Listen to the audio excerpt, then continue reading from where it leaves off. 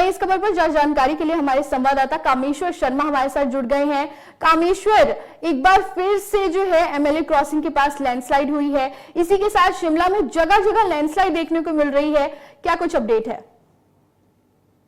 जी बिल्कुल, जिस तरीके से पिछले 2 दिनों की बात करें तो मूसलाधार वर्षा शिमला के आसपास के क्षेत्रों में हुई। ऐसे में बीती रात्रि को भी जो एमएलए क्रॉसिंग है वहां पर भारी लैंडस्लाइड हुआ।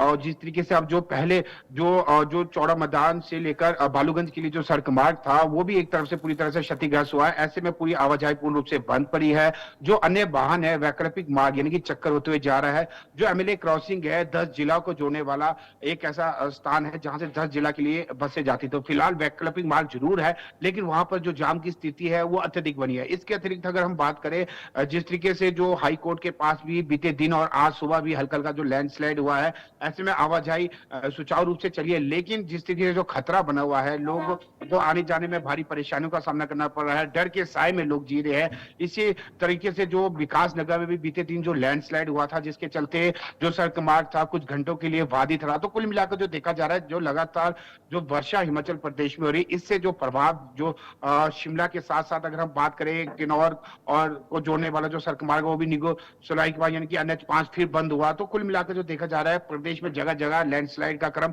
लगातार जारी है। वहीं रात की बात यह है कि खासकर जो 48 घंटों के लिए अब खासकर जो बिलासपुर, कांगड़ा समेत अनेक क्षेत्रों में भारी वर्षा की संभावना जताई गई है, लेकिन जो शिमला में अभी बारिश की अधिक संभावना नहीं जताई है। ये एक राहत वाली बात है। वहीं जो आज मैं अपने सहयोगी से चाहूंगा कि कुछ यहाँ की तस्वीरें दिखाई जाए। जिस तरीके से हल्के जो बादल है अभी भी राजधानी शिमला में छाए हुए हैं। तो कुल मिलाकर जिस क्षेत्र में जो ये लैंडस्लाइड हुआ है, वहीं खासकर आज जो जिला शिमला उपायुक्त अनुपम कश्यप की निरीक्षण में आज जो बजट भवन में भी एक बैठक का आयोजन किया जा रहा है, जिसमें खासकर जो एडवांस स्टडी यानी Indian institute of advance study, Deepak project, मृदा जांच कार्यालय, लोक निर्माण विभाग, स्टेट जियोलॉजी, पुलिस व अन्य संबंधित विभागों के साथ फिलहाल अभी जो बैठक चली हुई है, जिला शिमला उपायुक्त इसका अध्यक्षता कर रहे हैं। साथ ही उस क्षेत्र को देख रहे हैं जिन क्षेत्रों में अत्यधिक जो लैंडस्लाइड है उन क्षेत्रों को कैसे बचाया जा सके।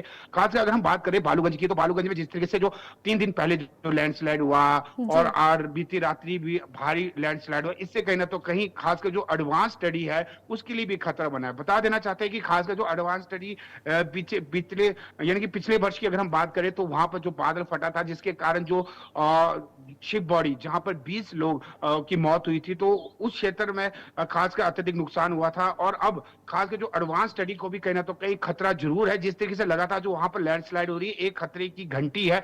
ऐसे में जो जिला शिमला उपायुक्त अनुपम कश्यप जो अन्य जो विभाग है उनके साथ आज बैठक करेंगे, कैसे शिमला को बचाया जा सके। खासकर अगर देखा जाए पिछली बार जब लैंडस्लाइड अत्यधिक हुआ था तो कहीं ना तो कहीं 2.5 मंजिल का जो एक रूल एंड रेगुलेशन निकला था कि 2.5 मंजिल ही मकान बनेगा। उसके बाद इसे परिवर्तित करके 3.5 मंजिला होगी। तो कहीं ना तो कहीं ये स्थितियों के ऊपर भी शायद विचार विमर्श हो सकता है, बाद में सरकार को प्रस्ताव भेजा जा सकता है। क्योंकि जो शिमला जोन की अगर हम बात करें तो यहाँ पर बहुमंजिली जो मकान है वो अत्यधिक क्षतिग्रस्त होते हैं जब लैंडस्लाइड होते हैं। तो कहीं ना तो कहीं जो 2.5 मंजिल का जो प्रपोजल जो पहले था वो अगर कायम रहता तो कहीं ना तो कहीं हम शिमला को सेव कर सकते हैं। जो विशेषज्ञ बताते हैं, खासकर जो विशेषज्ञ बताते हैं कि जो शिमला है 2.5 मंजिल के अगर मकान अधिकांश क्षेत्रों में रहते हैं तो कहीं ना तो कहीं लैंडस्लाइड का जो क्रम है वो कम रहता है। जी कामेश्वर, मौसम विभाग है उसने भारी बारिश को लेकर अलर्ट भी जारी किया है प्रदेश में, तो फिर अब जो लैंडस्लाइड है वो भी लगातार जारी है, तो इसको लेकर जो प्रशासन ये बैठक कर रही है इसमें क्या कुछ अहम रहने वाला है?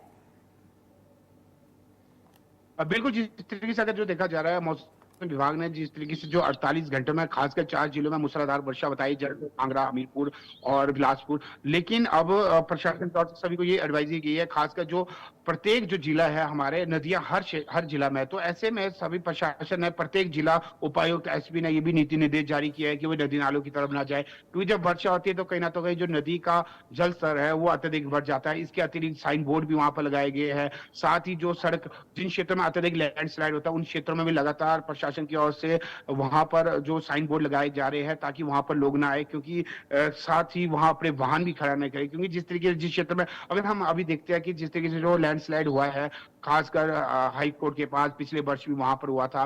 राजधानी शिमला की बात करें या फिर किन्नौर या बिलासपुर या किसी भी क्षेत्र की अगर हम बात करें, तो कुछ एक क्षेत्र ऐसे होते हैं जहां पर हर वर्ष लैंडस्लाइड लगता है। तो ऐसे में उन क्षेत्रों में खासकर साइन बोर्ड लगाए गए हैं और खासकर स्थानीय लोगों के साथ साथ पर्यटकों को भी ये चेतावनी दी है कि इन क्षेत्रों में अधिक समय तक खड़े ना रहे, ना अपने वाहन खड़े रखे, क्योंकि लैंडस्लाइड कभी भी हो जाता है। अगर देखा जाए बीते दिन भी कुछ एक क्षेत्र ऐसे थे जहां पर वर्षा नहीं हो रही थी, लेकिन उसके बावजूद भी लैंडस्लाइड हुआ। तो कुछ ऐसे संवेदनशील इलाके हैं जहां पर लैंडस्लाइड की प्रक्रिया हमेशा ही रहती है, तो उन क्षेत्रों में ना जाने की सलाह दी गई है। जी कामेश्वर, बहुत बहुत धन्यवाद आपका इस खबर पर जारी जानकारी